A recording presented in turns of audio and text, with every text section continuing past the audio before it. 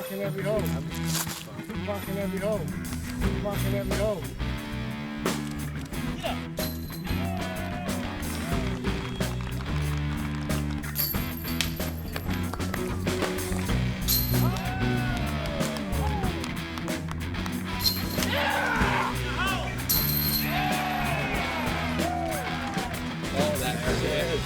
There it is.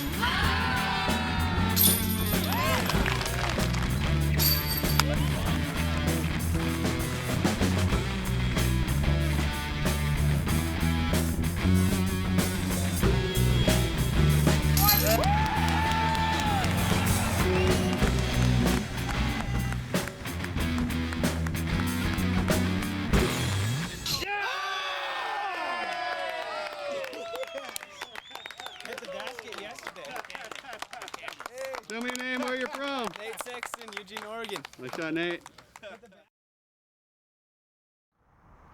Greetings, and thanks for tuning in to Disc Golf Live Video Magazine. That was our new opening sequence, highlighting just a few of the great shots we've captured over the years. Likewise, this episode features how-to stories we've put together since this adventure began over 7 years ago. And whether you're a veteran or a noob, these tips should come in handy. We'll get right to it after a brief moment to thank the folks who helped make this show possible.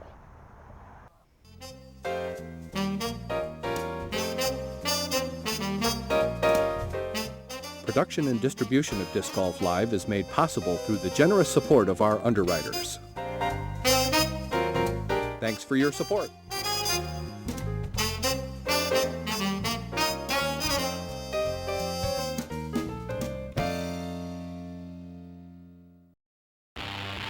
This is a track. It's Vibrum's second fairway driver. The wing is nice and small, so you can hold on to it, more accuracy. And grip it and feel like you control over it.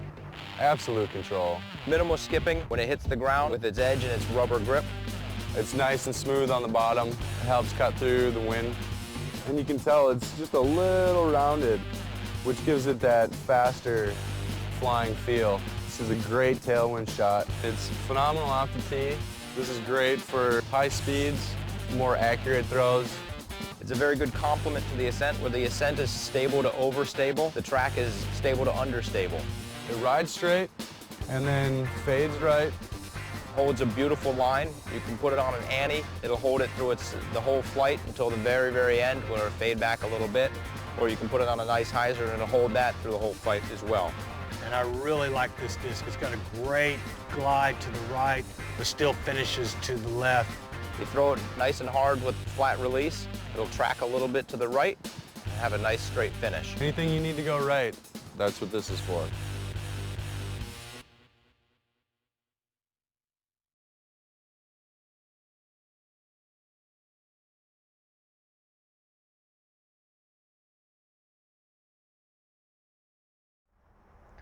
We'll kick things off with a piece from our very first show.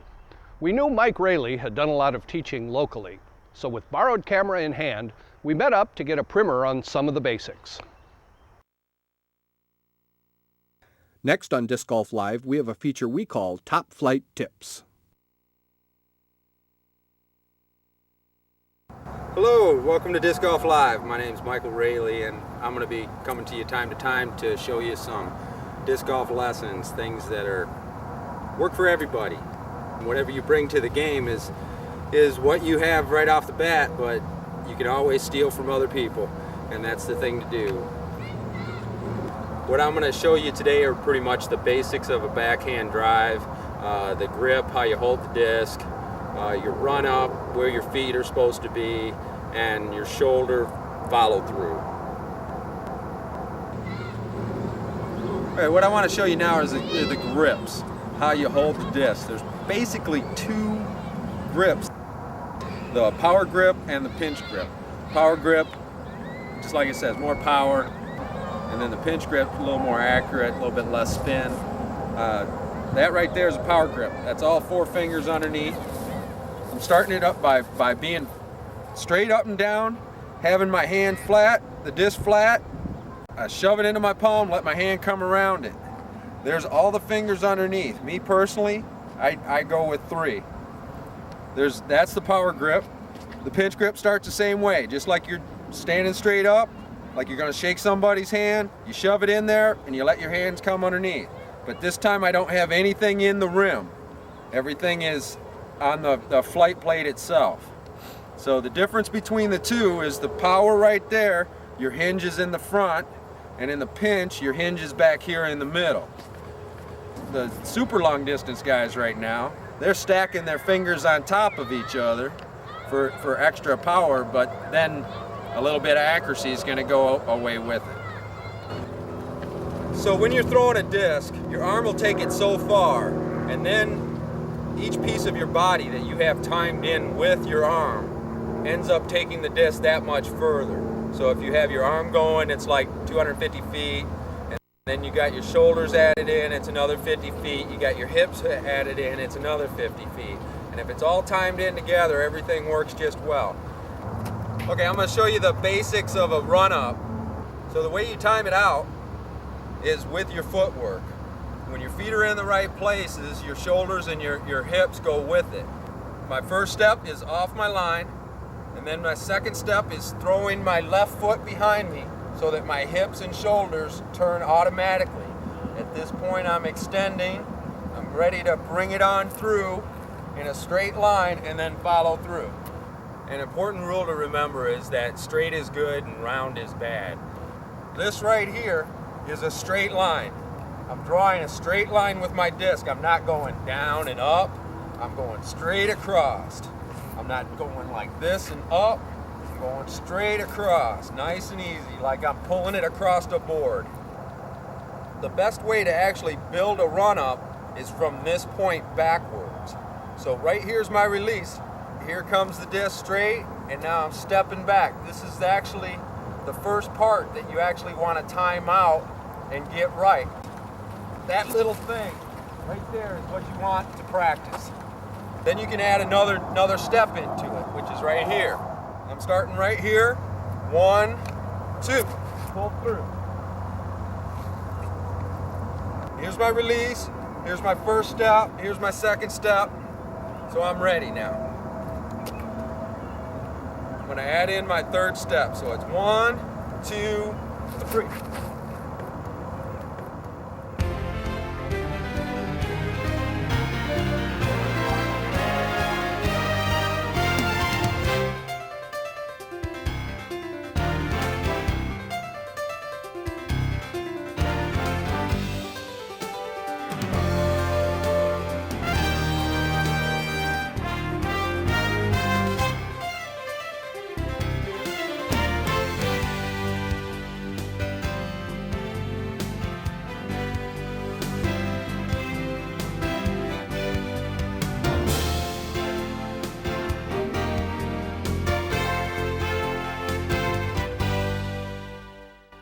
I hope these tips work out fine for you. They should. It's what most of the top players do. This has been Mike Raley for Disc Golf Live.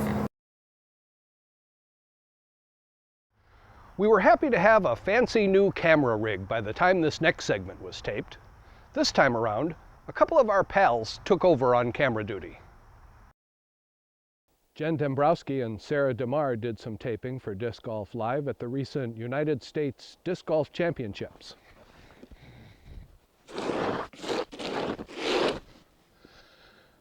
Phil Arthur was there to show them his remarkable ambidextrous throwing skill for this week's Top Flight Tip. Hello, my name is Phil Arthur. I'm from Woodstock, Georgia, and this is your Top Flight Tip of the day on ambidextrous throwing.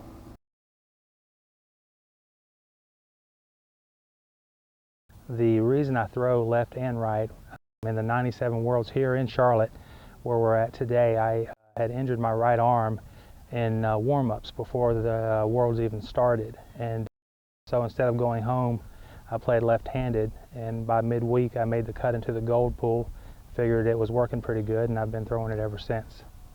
Okay, the grip for a right-handed throw or left-handed throw for me is exactly the same, and I'll throw right-handed with just the fan grip, and then the opposite hand is identical. I practice it with basically a mirror image to throw right-handed or left-handed.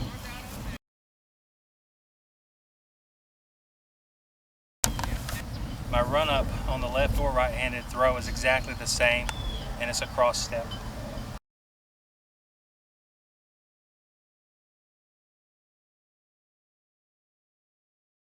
And it's a cross step. Benefit to throwing right and left-handed is there are some holes that are extremely difficult to play right-handed in strong winds, particularly tailwinds pushing into a hole with OB, where you can throw left-handed hyzer and it just dies on the pin, and that's a real benefit to be able to have that shot when conditions get tough.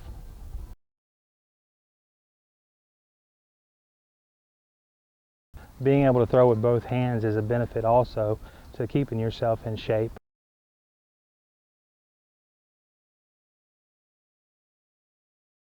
Being able to throw right and left-handed helps keep your back in line and your obliques in shape.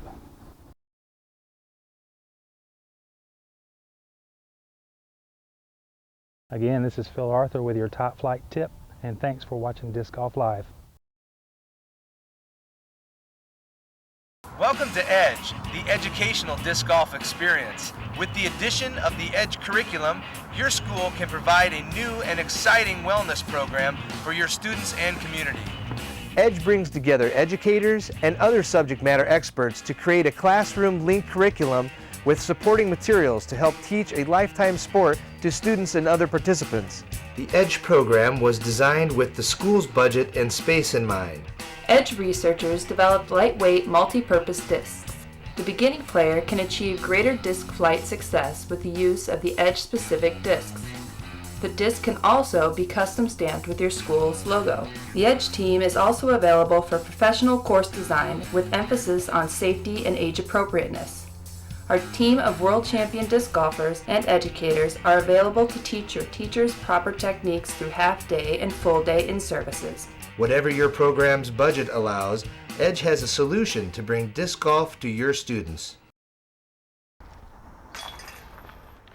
The national tour was making a stop just down the road from our palatial studios when we captured the footage for our next piece. This one offers a glimpse of life on the road as a disc golfer. We'll take a break now for a quick review of the 05 US DGC, the first to be won by a guy not named Barry or Ken. Coming out on top last year was Dave Felberg, a veteran of several years on tour.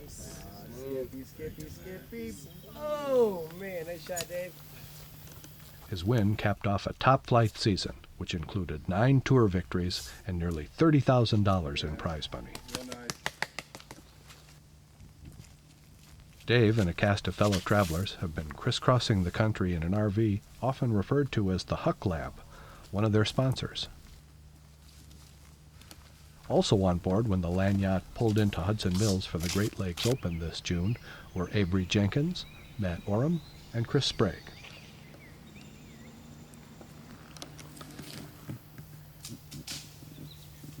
It turns out that Chris was the leader of last year's USDGC after 2 rounds.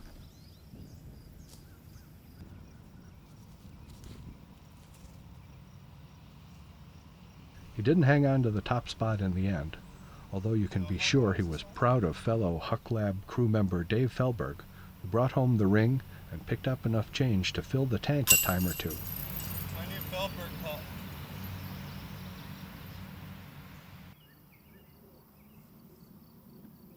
We caught up with Chris as he played a few practice holes before the GLO.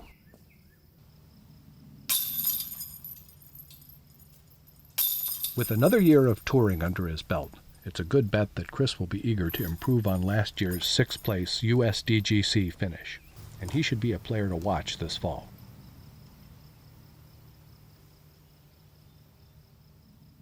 Chris turned pro back in '01 and has been building his game up to championship level ever since.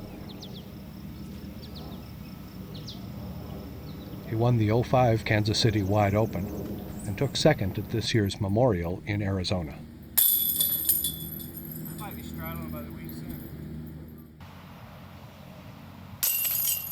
As Chris checked out these holes, he also showed us a few of the shots he uses every now and again, besides his usual backhand throw.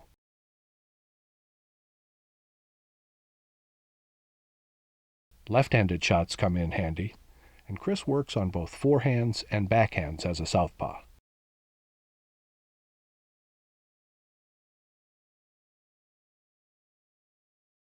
He even works on the rare backward overhead putt, just in case. And in the event you've ever wondered what professional disc golfers do when they're not on the course, here's the answer. Nice. They throw discs around. Here's the Huck Lab crew and a few other road warriors mid-tourney as they joke around one evening at the Romine family home. The videographer here is Josh Romine, a local golfer who's pretty handy with the camera as well. A bunch of golfers were staying with the Romines for the week, just around the corner from the tournament venue. Oh, and it cuts through. What's that all about? Local support like this can really make the touring life more affordable and bearable for the pros. There are folks like the Romines all across the country who help the guys who are out on the tour one stop at a time. This game looks like a good one for folks with full dental insurance. You should see the baskets they make for this disc. I'll get there. There's a throw you don't see every day. Let's take a closer look at that one.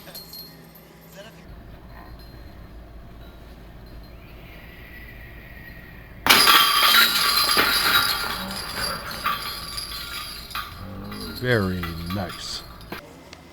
You never know when this skill will come in handy.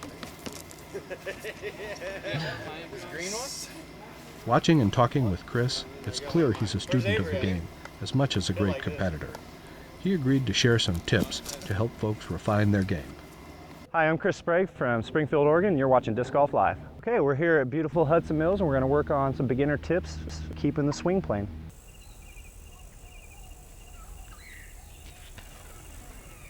If you're going to release a disc on a particular angle, whatever angle that you want to release that disc on, your mechanics need to start there, you need to release the disc there, and you need to finish on that plane. Now you might ask why it's important to keep the disc on the same plane throughout your stroke. What you see a common mistake a new player would make is that they would run up real excited, they get lots of power, you see everything changes. This is a bad startup. Then when they finally go to throw, they're bringing it back down and they're trying to throw, and then the arm usually comes back up. So what you end up with is a scooped shot that stalls. Or you'll see the other side of it where somebody's real fast and when they throw, they have no concept of where they're going and they shoot it into the ground. And so to be deliberate and to think about the angle allows you to commit to a release that's going to be pure and on the angle that you've desired. If you're moving it around, it's going to be hard for you to duplicate the right release by the time you get to the throw. So start there, keep it there, release it there, finish there. Big hyzer, everything finishes on the same plane. There's an imaginary plane that you have to maintain throughout that entire throw. That means if you're going to throw a big turnover shot, start here, release here, body, arm, finish there.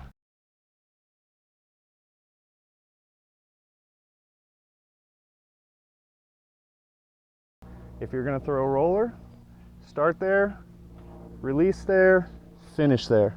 And a lot of times that puts you in some weird positions, so you need to be able to release some of that energy. You see a lot of good players spring out of a good roller because they have a lot of energy built up while getting that shot off and following through that plane. In order to maintain that good roller plane, a lot of players would try to change their arm trajectory and keeping their body flat like a normal throw. A lot of players would change their arm trajectory as opposed to changing their body trajectory. So as opposed to changing the arm, lean into it, keep the arm just like if you were throwing a normal shot. You're going to lean back, snap, follow through on the same plane. The disc will finish on that plane. The swing plane is essentially when you're going to release a disc on a particular angle, whatever angle that you're going to throw that disc on, you need to maintain that throughout the entire motion of your throw from start to finish.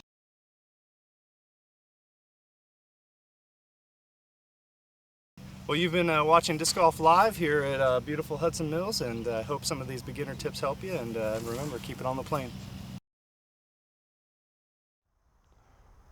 One of our goals when we travel to the United States Championship each fall is to get some playing tips, and we've got several of those pieces in store this episode. Here's a start. Now it's time to get the lowdown on one of the tougher throws to master, the overhand thumber. For that, we went to one of the game's most respected players. One of the weapons in the bag of many advanced disc golfers is the overhand. Not necessarily a natural throw for most players, as a forehand or backhand might be, the overhand can be a powerful and accurate tool once you've worked the kinks out. Through the years, we've captured quite a number of tasty overhands on tape. These throws can be particularly hard to follow as they snake their way through the air, first disappearing, then reappearing towards the end of their flight. Adam Olsen's effort here is particularly flashy. For a lot of players, an overhand is an escape or rescue shot, one that doesn't get thrown unless it's the only throw available, but folks with more developed overhands find the throw useful from tee to green. An overhand can be characterized more specifically as a thumber or a tomahawk, depending on the orientation of the disc in the hand. This results in two throws with opposing flight patterns. Mike Randolph's tomahawk here is the only Tommy in this set. Thumbers are far more common. We asked around a bit, and the word among professionals is that Brian Schweberger has one of the best thumbers out there.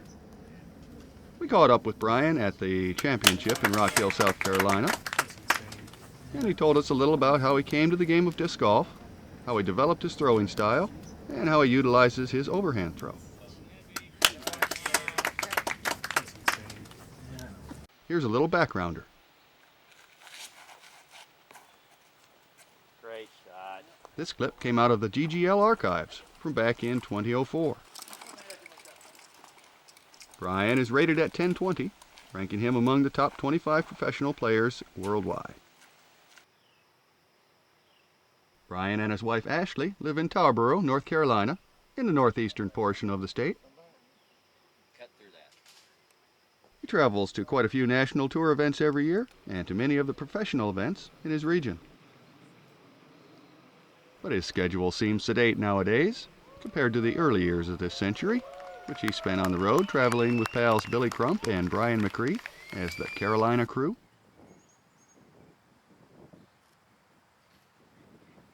And his dedication has certainly paid off. Over the past 5 years, the farthest we could go back without digging through musty old print magazines, Brian has averaged around $15K a year at PDGA events. Ask Brian about his career highlights, and he won't necessarily tell you about his many wins at top events, or even his second place finish at the US DGC in '06. He's more likely to mention his selection by his fellow disc golfers as the Bob West Sportsmanship Award winner from the PDGA back in '02. That's just another reason why Brian Schweberger is a player's player and a fan favorite. How long have you been playing? This is my 10th year playing golf. Nice. How'd you get started? Friend Jerry Baker from a job I used to work at used to work for Bear Pharmaceuticals, and he just took me out to a local disc golf course, Kentwood in Raleigh, and I got hooked. Awesome. Caught the fever. Yeah, it's sick.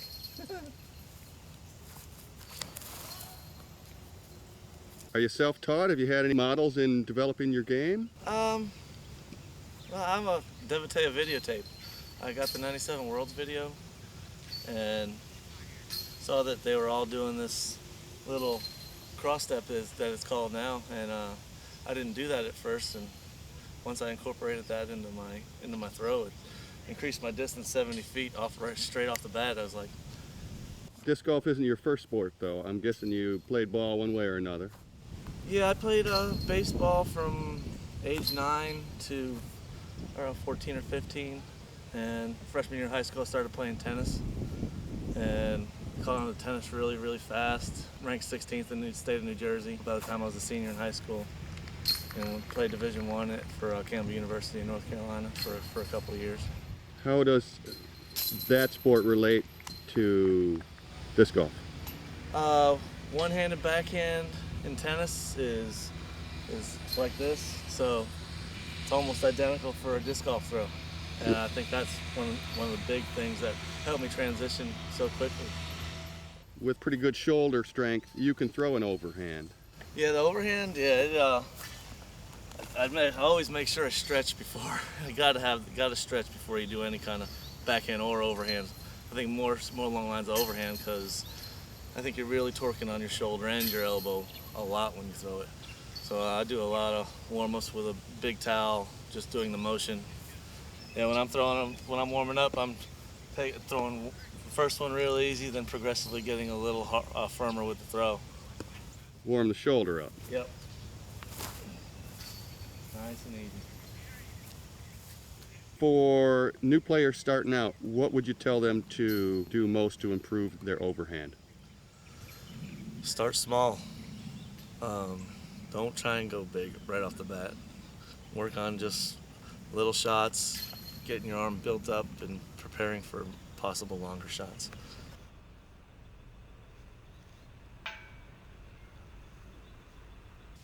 Well, there's the grip for me. I mean, me and Billy Crump use this grip, and I'd say we were two of the better throwers as far as accuracy. And he doesn't throw it as far as I do, but his accuracy is tough to match. Yeah, it's a real tight pinch, almost like you're shooting a gun. All the other fingers are just wrapped in.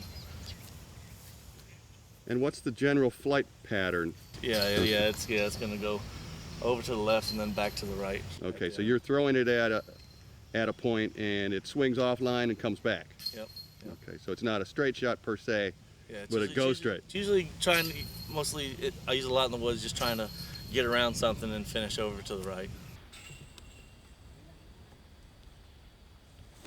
Okay, so it's a reliable, straight, you can get where you want to go. Yeah, exactly. Yeah. And I don't have to think a lot for it. It's pretty much a no-brainer. How do you adapt in a windy condition? You leave it in the bag, or? Oh no, I still throw them regardless of the wind. What kind of reaction do those things get when they hit the ground? Depends on how high I'm throwing them. If I'm throwing them high, they're usually not gonna do anything but bounce, or maybe just roll around a little bit. If I'm throwing them lower, they're usually gonna get more action going on the ground left and then swinging right real quick, and sometimes they'll roll a little bit. You'll get that little trickle away. Yep. You were showing me your thumber grips. Do you throw the opposite of that at all for a different shape? Very rare, maybe about 3 times a year. Okay. It's, in my opinion, throwing the tomahawk, it's like throwing a screwball in baseball. It's like a reverse torque on your elbow, and that's just totally unnatural. How are you doing physically? A lot of guys have chronic things coming up. There's a lot of braces out there. Knock on wood, I've never had any kind of physical problems except maybe a little bit of tennis elbow. But I fixed that just by doing curls with a little 5-pound weight, doing lots of reps, builds up your tendon in your elbow. Talk about your attitude for a second on the course. How do you approach interactions with the others and keep your head together while you're out there? I always try to make sure I keep it fun, no matter what. I'm not trying to. I'm trying to win. I mean, winning's the thing on my mind, but if I'm not having fun while I'm doing it, it's just not worth it being out there. If I find myself out there just being a little bit too serious, I'm definitely gonna get on myself and make the next shot. Probably do something a little crazy on my next shot that I wouldn't normally do on that certain hole, just to make sure I'm keeping it fun. Get out of the way!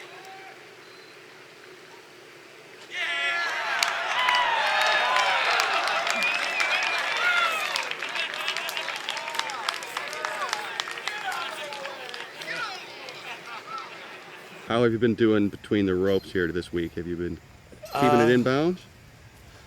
I've taken a few OBs this week already. Unfortunately, it's just a slight little brain lapse, and you can't have that here. You got to be totally focused every single moment, or the course is going to bite you. Mm-hmm. And then you got to, if you get a bad one, you got to let it go and stay in your plan. Oh yeah. Once something bad happens, you got to go to the next shot and just forget about what just happened. And if you don't, it's going to bite you again.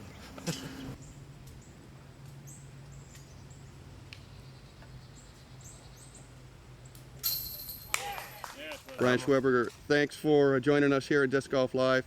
It's a pleasure to talk with you, and we look forward to following your progress through the rest of the tournament. Thanks for having me. Thanks for coming out. A few hours later, we caught up with Brian as his group reached the 8th hole, and he had a chance to put his words into action. Although he pushed his drive to the right, Brian takes a knee and sticks with his thumber, which gives us a nice look at the shape his shot takes as he negotiates his way down this tree-strewn fairway. His third shot is an even better illustration of the versatile thumber. And a nice putt makes par. Great save. Thanks for the lesson, Brian.